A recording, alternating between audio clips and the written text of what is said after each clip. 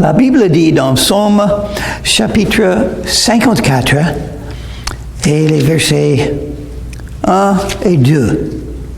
Au chef des chantres, avec instrument à cordes, cantique de David. Lorsque les Ziphiens vinrent dire à Saul, David n'était pas caché parmi nous, c'est-à-dire les non-croyants avaient un projet pour détruire David. Prions. Merci Seigneur pour ta parole. Touche nos cœurs, donne-nous la capacité de comprendre et de mettre en pratique ce que tu nous dis, le message que tu nous donnes. Que ton nom soit glorifié, Seigneur Jésus-Christ. Amen. Ô Dieu, David prie dans le verset 3, sauve-moi par ton nom et rends-moi justice par ta puissance. Il a mentionné deux choses de la part de Dieu, le nom de Dieu et la puissance de Dieu, et il a demandé d'être sauvé. Dans la Bible, on voit le mot sauver, être sauvé plusieurs fois, bien entendu. Des fois, ça parle du salut de l'homme. Il faut être sauvé pour entrer dans le royaume des cieux. Sauvé des péchés, sauvé de la mort, sauvé du diable, sauvé de l'enfer, sauvé de la loi de Moïse et tous ses commandements. Sauvé. Romains chapitre 10 et le verset 13 parle du salut de l'âme et il dit « Quiconque invoquera le nom du Seigneur sera sauvé. Vous êtes sauvé ou vous êtes perdu. » C'est très important d'être sauvé parce qu'on parle de l'éternité. On parle de la vie après la vie. Comme Jésus a dit, il faut naître de nouveau.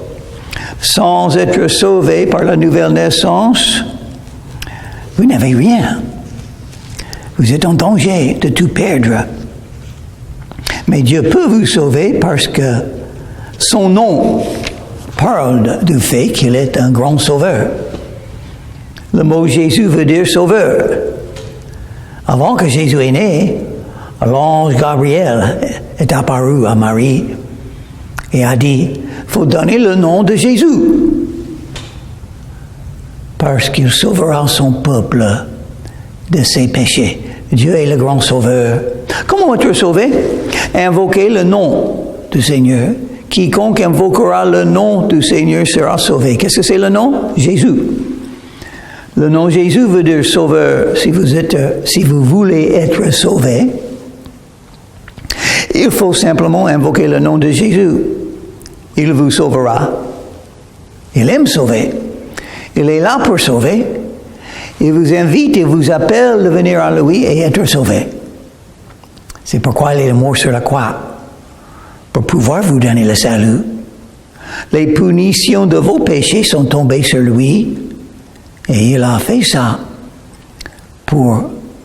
parce qu'il vous aime. Et il veut vous sauver.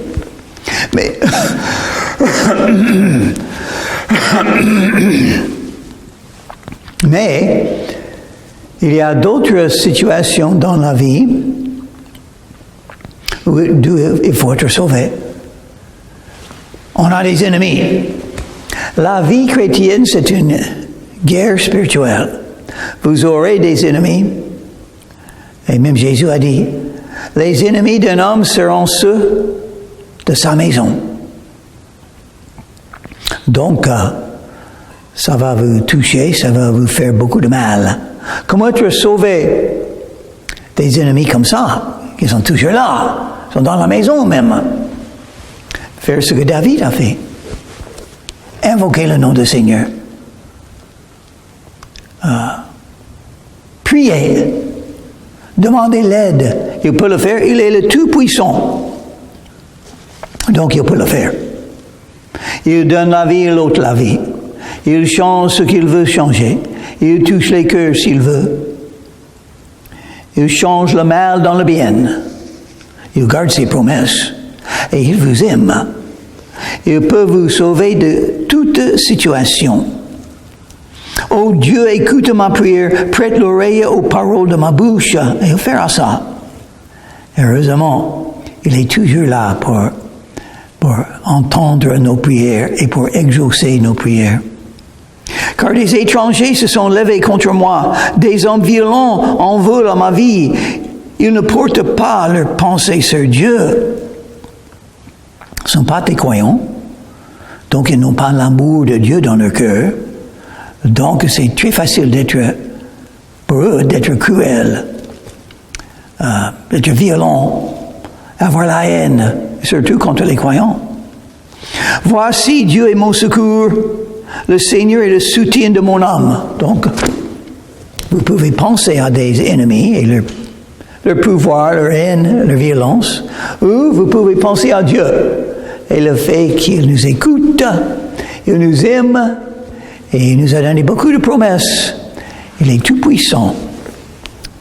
Donc, on va penser à Dieu et tout ce qu'il peut faire. Le mal retombera sur mes adversaires. Réduis-les en silence dans ta fidélité. Dieu est fidèle. Il est miséricordieux, toujours. Il est tout puissant, toujours. Il voit tout ce qui se passe, toujours. Il écoute nos prières. Il va nous aider. Vous pouvez en être sûr. Jésus va vous aider si vous invoquez son nom de cette situation en face de vous. Il faut simplement faire ce que David a fait. Crier à Dieu. Pleurer à Dieu. Il vous aime.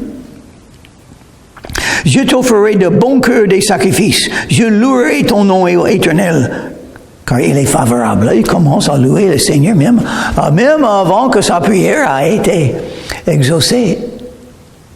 Il a très bien fait.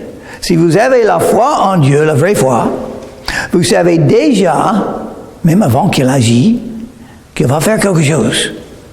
Il va vous aider, vous êtes son brebis, son enfant, il est votre père, il vous aime, il est là. Et il n'aime pas ce que les non-croyants font, il n'aime pas ce que vos ennemis font contre vous, Dieu n'aime pas. Il va faire quelque chose. Car il me délivre de toute détresse. Ça, c'est le mot important. Toute.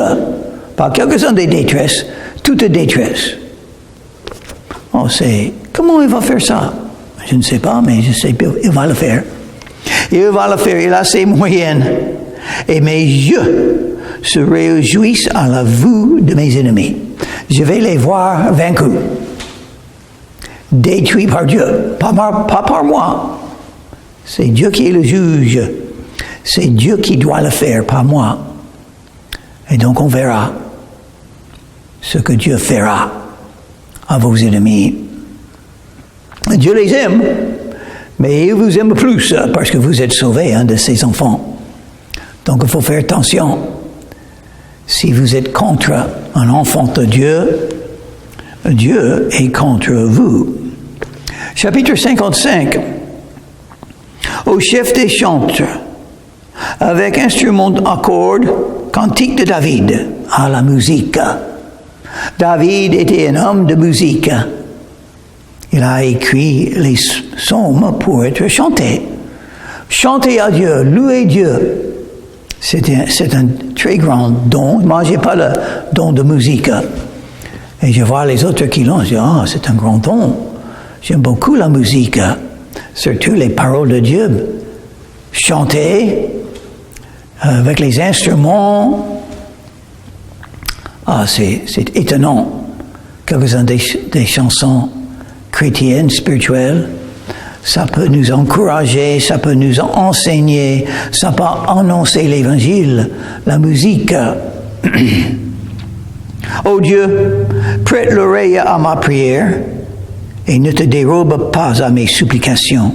Écoute-moi et réponds-moi. J'erre ça et là dans mon chagrin et je m'agite. Il priait Dieu parce qu'il était en chagrin. Et vous savez, c'est pas bon d'être tristesse, d'avoir la tristesse, d'être comme ça. Il ne faut pas opprimé par quelque chose, déprimé par quelque chose, c'est pas bon. Il faut la joie. Il faut réjouir. Il faut louer le nom du Seigneur. Et si on ne peut pas faire ça, quelque chose ne marche pas. Donc, qu'est-ce que vous pouvez faire? Prier. Parce que Dieu peut tout faire. Il peut remettre la joie dans mon cœur aussi. La joie du salut. La joie de la foi. La joie de ses promesses. La joie du fait qu'il est là avec moi. Et je serai un jour bientôt dans le paradis.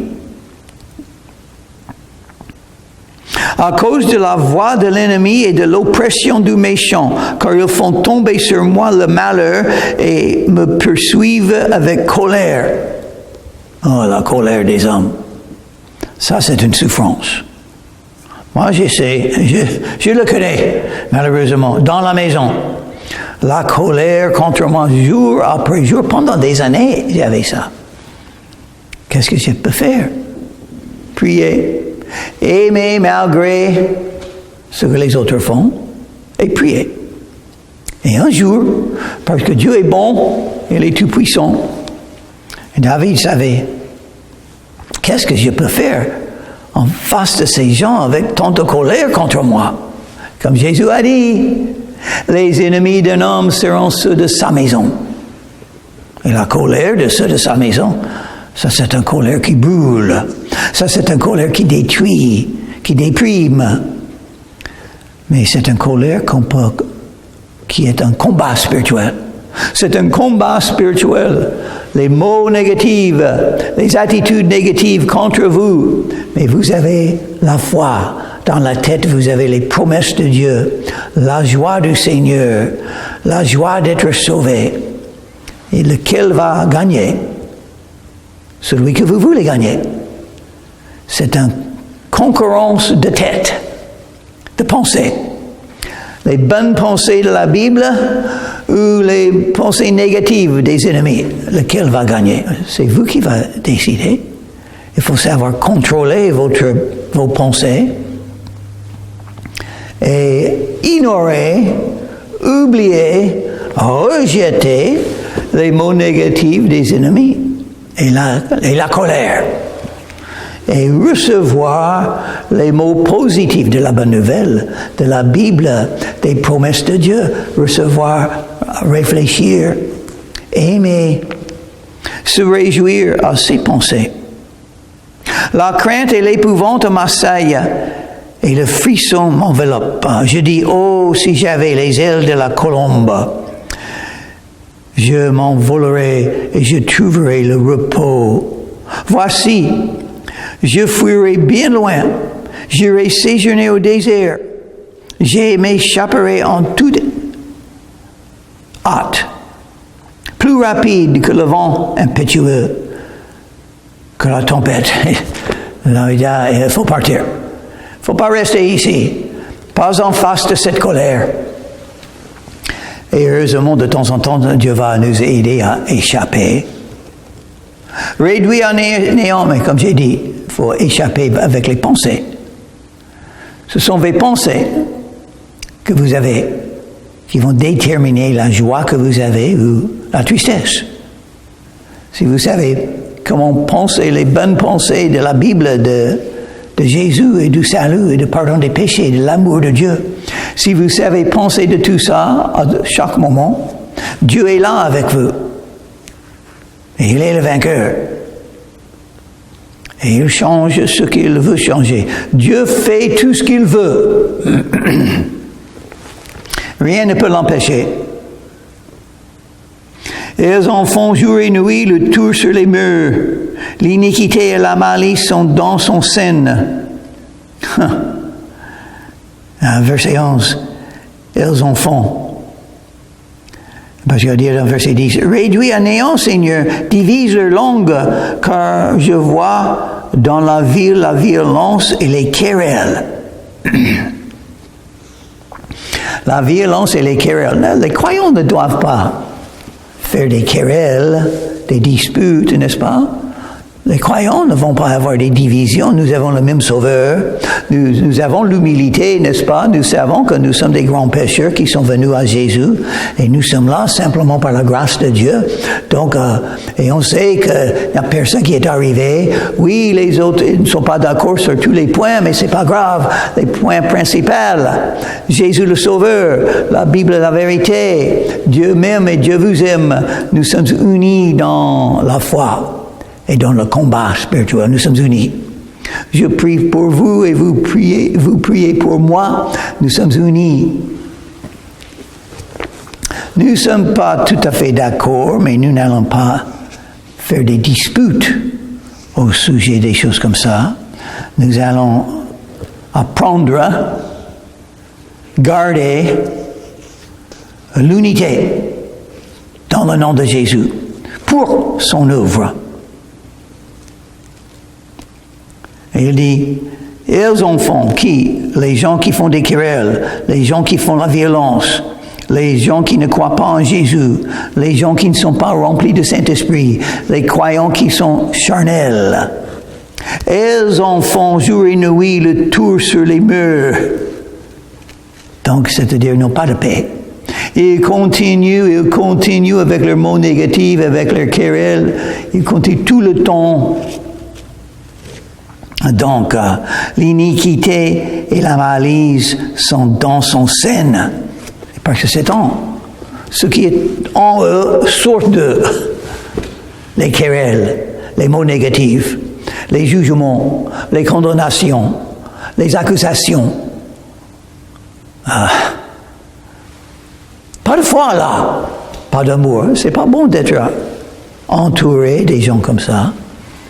Mais ça peut arriver. Ça est arrivé à David, qu'est-ce qu'il a fait? Il a invoqué le nom du Seigneur. Ce n'est pas un ennemi qui m'outrage, je le supporterai. Ce n'est pas mon adversaire qui s'élève contre moi, je me cacherai devant lui. C'est toi que j'estimais mon égal, toi, mon confident et mon ami. Ensemble, nous vivions dans une douce intimité. Nous allions avec la foule à la maison de Dieu. Que la mort les surprenne, qu'ils descendent vivants au séjour des morts, car la méchanceté est dans leur demeure au milieu d'eux. Maintenant, nous sommes avertis. Nous savons ce qui peut s'arriver. Il faut être préparé à suivre Jésus, vous seul, vous et Jésus, tout seul, contre tout le monde. Ça peut arriver. Que même les croyants, même les gens avec lesquels vous avez été unis dans l'œuvre de Dieu, en train de servir Dieu, ces gens-là peuvent être contre vous. Qu'est-ce que vous allez faire? Vous allez continuer. Tout seul s'il faut. Ça peut arriver. Il faut être préparé. Moi, je suis préparé. J'ai déjà eu dans mes 5 ans, 6 ans de suivre Jésus, j'ai déjà vu les gens contre moi. Les gens autrefois m'ont encouragé, m'ont reçu, m'ont accueilli, et puis ils ont découvert quelque chose. Oh, vous croyez que les femmes peuvent être des pasteurs, des prédicateurs? Donc, on ne peut plus parler avec vous. Donc, ok, voilà. Ça arrive. Je suis découragé? Non. Je suis déprimé? Non. Je suis contre eux? Non. Qu'est-ce que je vais faire? Je vais faire ce que j'ai toujours fait par la grâce de Dieu. Je vais suivre Jésus par le fait qu'il me pardonne chaque jour. Et par ça, je peux rester en communion avec Jésus. Mais il fait plus que ça. Il m'a donné maintenant une femme qui est pasteur pour amie chrétienne. J'ai une amie chrétienne maintenant. J'espère que je vais de plus en plus travailler avec elle. Et en France, dans la région de Golfe de Saint-Tropez, Dieu ferme une porte et il ouvre une autre, qui est mieux. Donc voilà ce que Dieu fait dans la vie. S'il y a des gens contre moi, c'est la main de Dieu pour me guider. Je ne suis pas contre eux. Ils peuvent être contre moi s'ils veulent. J'ai Jésus. Qu'est-ce qu'il me faut plus que ça? Plus que lui. C'est tout ce qu'il me faut. Même si c'est moi toute seule sur la terre, je ne suis pas toute seule. Jésus est avec moi. Il est mon sauveur. Il m'aime. Je ne mérite pas, mais je crois. Verset 17. Et moi, je crie à Dieu, et l'Éternel me sauvera. Il me sauvera. Il a déjà sauvé mon âme quand j'ai invoqué le nom de Jésus à l'âge de 19 ans. J'avais 19 ans, j'ai invoqué son nom, il était là devant moi. Mon esprit savait qu'il était là. C'est pas vous parce que mes yeux étaient fermés, mais Jésus s'est manifesté à moi. Il m'a donné la foi. Le don de Dieu, c'est la foi en lui. C'est un des dons. C'est le don pour le salut. Le salaire du péché, c'est la mort. Mais le don gratuit de Dieu, c'est la vie éternelle par le Seigneur Jésus-Christ. Donc, il m'a donné la vie éternelle. Qu'est-ce que j'ai à craindre? Rien du tout. Je crois que je peux travailler toute seule s'il me faut. Et je vais le faire, s'il me faut. Mais David est en train de voir ça se passe. Voir ce qui se passe dans sa vie, c'est semblable à ce qui se passera dans la vie de tous les croyants à la guerre spirituelle. Les ennemis de la part de ceux qui doivent être les partenaires dans l'Évangile. Mais ils sont devenus des ennemis contre nous. Donc voilà, ça c'est entre eux et Dieu. Moi, je vais continuer à suivre Jésus et à aimer tout le monde et à prier pour eux.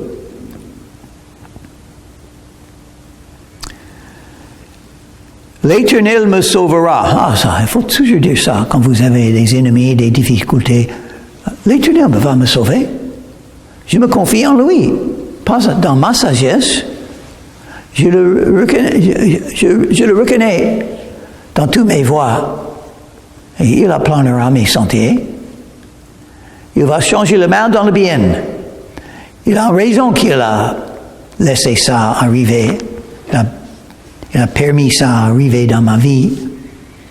Et donc je cherche, qu'est-ce que je peux apprendre de ça? Ne pas être comme eux. Pourquoi ils sont devenus comme ça? Ils ont oublié le commandement de Jésus. Aimez-vous les uns les autres. Aimez les frères et les sœurs en Christ. Aimez. Pas de division, l'unité.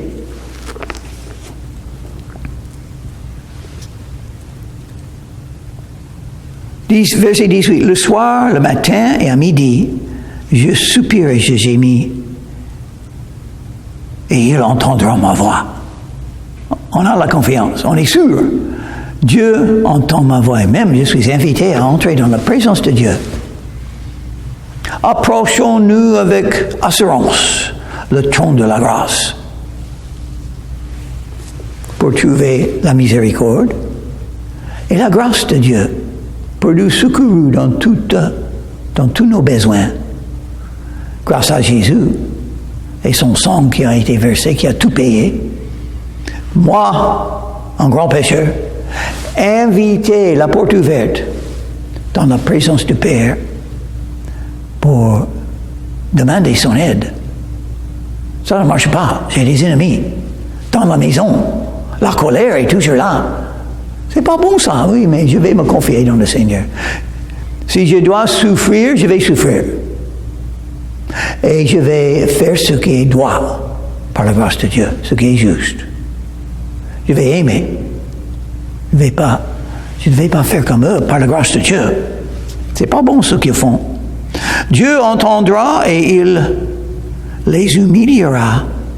Lui qui de toute éternité est assis sur son trône, car il n'a point en eux de changement et ils ne craignent point Dieu. Il doit changer. Ils doivent changer leur route, venir à Jésus et commencer à suivre Jésus, mais ils n'ont pas changé. Il n'y a pas de changement. Donc, ils ne sont pas des vrais croyants. Si quelqu'un est vraiment venu à Jésus, sa vie a été changée. Si vous n'êtes pas changé, vous n'êtes pas sauvé. Oui, il y a des croyants qui s'éloignent de Dieu, mais ils ont eu un changement. Une fois. Et maintenant, il faut apprendre en Jean chapitre 1, le verset 9, qui est écrit pour tous les croyants. Si nous confessons nos péchés, il est fidèle et juste pour nous pardonner et nous purifier de toute iniquité. C'est comme ça on peut continuer à suivre Jésus. Et c'est le seul moyen. Vous et moi, nous ne sommes pas assez bonnes pour suivre Jésus fidèlement selon nos forces. Non, c'est grâce à sa miséricorde envers nous, les grands pécheurs.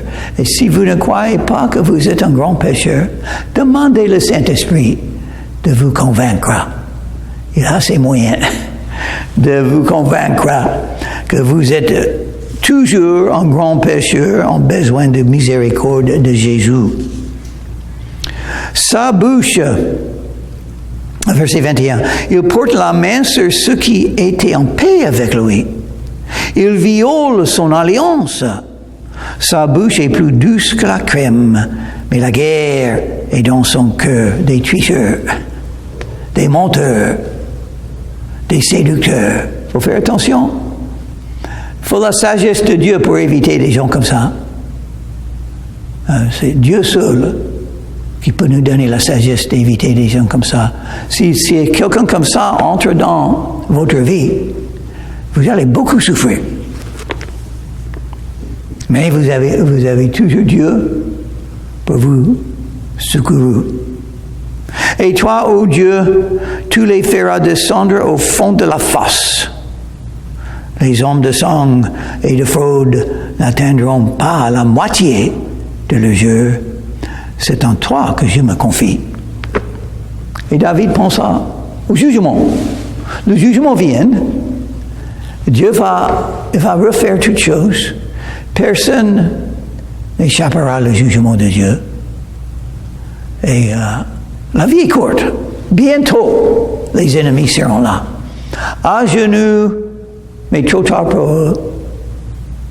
Rejetés